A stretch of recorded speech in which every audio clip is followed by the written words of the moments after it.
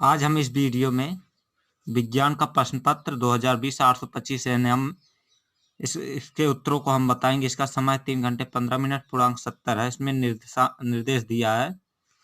तो चलिए हम इस प्रश्नों के उत्तर को हल करते हैं। अंतरिक्ष यात्रियों को आकाश दिखाई देता है। आकाश जो दिखाई देता है वो काला दिखाई देता है। एक उत्तल दर्पण की फोकस दूरी होगी जिसकी वक्रता त्रिज्या 32 सेंटीमीटर या फिर इक्वल टू होता हमारा r/2। तो यहाँ पर 32 सेंटीमीटर है, 32/2 यानी 16 सेंटीमीटर। ओम के नियम के अनुसार धारा व विभवांतर में ग्राफ बनेगा, एक सरल रेखा पर बनेगा। एक लघुपथित परिपथ में धारा का मान होता है तो अधिकतम होता है, क्योंकि छोटा होता तो छोटे पथित में परिपथ में धारा का मान अधिकतम होगा।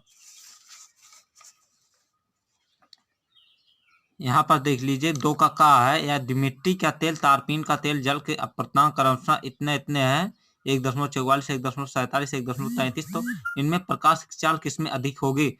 तो जल में प्रकाश की चाल अधिक होगी 2.25 गुणे 10⁸ मीटर पर सेकेंड। इसमें होता है 2 तारपीन के 2.08 गुणे 10⁸ मीटर पर सेकेंड, यानी हम निर्वात में भाग दे देंगे। इससे प्रकाश की चाल जो होती है 3.48 में, इससे हम भाग दे देंगे 1.44 से, फिर ऐसे ऐसे 1.47 से 1.33 से। तो प्रकाश की चाल जिसमें अधिक होगी वो हमारा आ जाएगा। एक उत्तल लेंस द्वारा प्राप्त प्रतिबिंब का आवर्धन सूत्र लिखिए।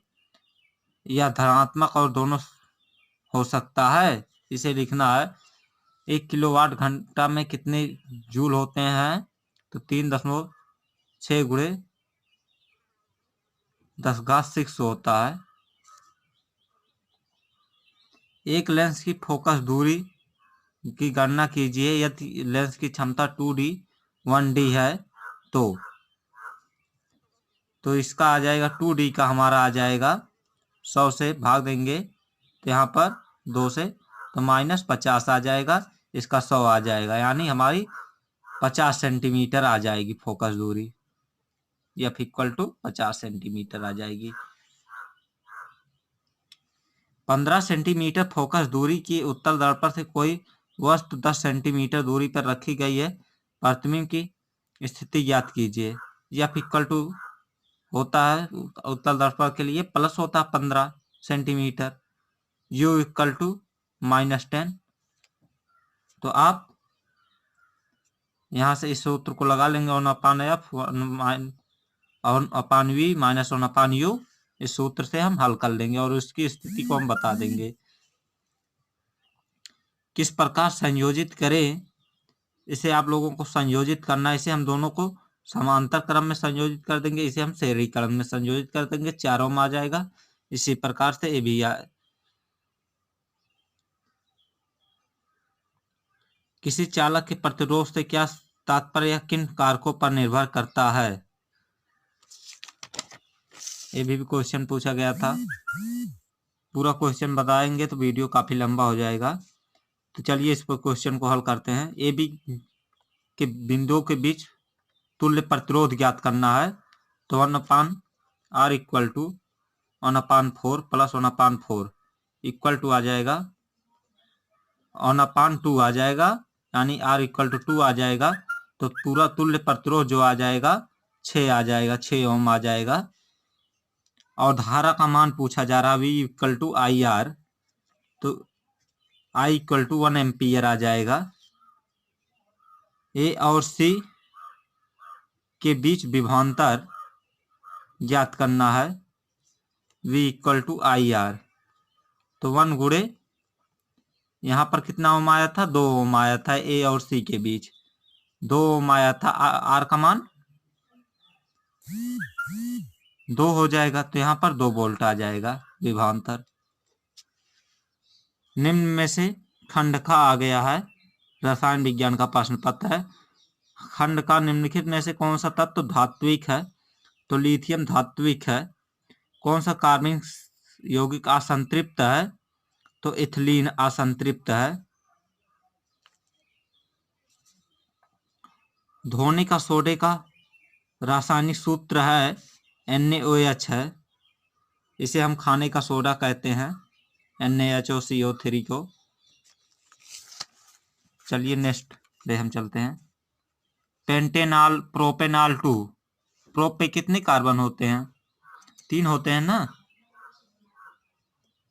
तो यहाँ पर OH जुड़ जाएगा और शेष पर हाइड्रोजन जुड़ जाएगा।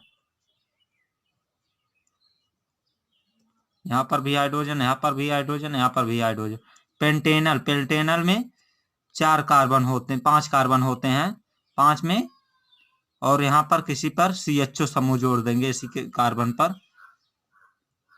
तो इस अभिक्रियाओं को देखो संतुलित करना है। Zinc plus silver nitrate, zinc nitrate plus silver. यहाँ पर देखिए प्रत्येक यौगिक के 2 उपयोग लिखे। कास्टिक सोडा का उपयोग जो होता है साबुन और डिटर्जेंट बनाने में होता है, कागज के उद्योग में होता है। प्लास्टर ऑफ पेरिस का उपयोग जो होता है शल्य चिकित्सा के रूप में होता है। मिट्टी के बर्तन बनाने में होता है। खाद्य तत्व एक का इलेक्ट्रॉनिक विन्यास 287 है, तो तत्व का परमाणु क्रमांक तथा आवर्त सारणी में वर्ग संख्या बताइए। तो क्लोरीन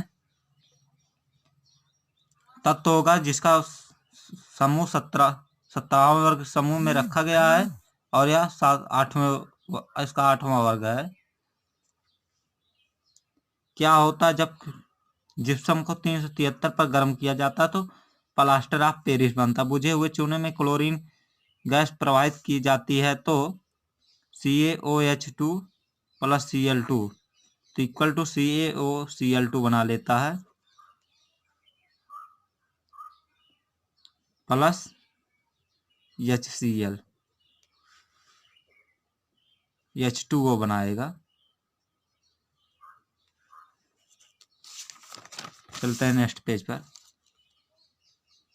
क्या होता है जब रासायनिक समीकरण लिखना है C2H5OH प्लस H2SO4 पर 140-170 डिग्री टेम्परेचर पर गर्म करते हैं तो C2H4 एथिलीन बन जाती है।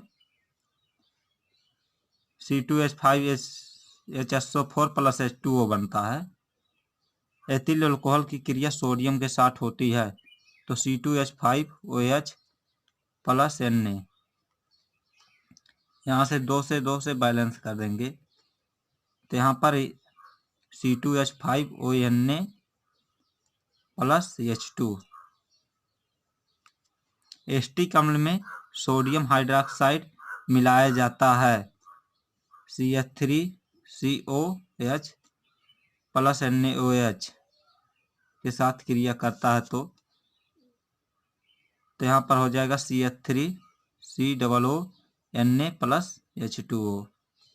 सोडियम कार्बोनेट एस्टिक अम्ल के साथ क्रिया करता है CH3COOH प्लस Na2CO3।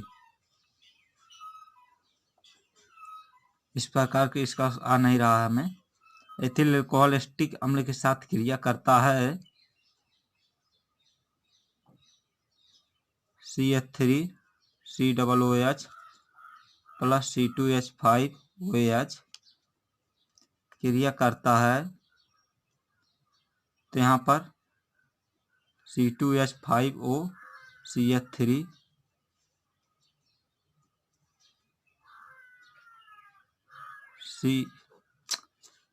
यहाँ पर देख लीजिए और यहाँ पर लिख देते हैं CH3COO C2H5 प्लस H2O बनाएगा। इथेनॉल को पोटेशियम परमंगनेट के साथ गर्म करते हैं तो ग्लाइकॉल बनाता है। एस्टिक अम्ल सोडियम बाइकार्बोनेट के साथ अपक्रिया करता है ऑक्सीकरण अपक्रिया। ऑक्सीकरण अपक्रिया CH3 जैसे C2H5OH है तो हम इसका ऑक्सीकरण करेंगे तो यहाँ पर एस्टेल्डिहाइड बना लेता है।